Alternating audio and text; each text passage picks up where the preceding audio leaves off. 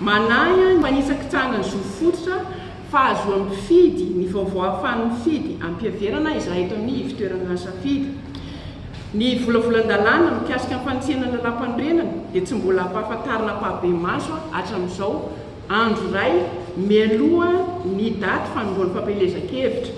Hita taratra ankehitriny ny fikoropahan'ny CNIM manoloana ny fikarakarana ny fitsapan-kevim-bahoaka. Tsy nanao fanambarana manokana ny amin'ny ahafahana manatanteraka miaraka ireo fifidianana roa ireo izy, fa avy hatrany dia nanomboka ny asan'ny fanaraka amin'izany. Ohatra ny akitsapaka izay nitoto saina omaly teny amin'ny senina anysana mikasika fitsanjarana ny anjara fitenenana ao amin'ny ainao manjery-panjakana.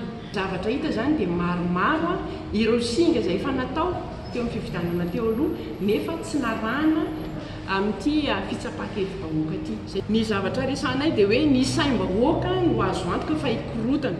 Ho anay dia tsy manaraka ny tokony izy ny zavatra misy.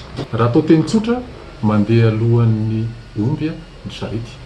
Zoma fa 7 ny volana aprily 7 no nandray an'iny didim-panjakana manaiky amin'ny mpifidy na hoe convocation des collèges électoraux.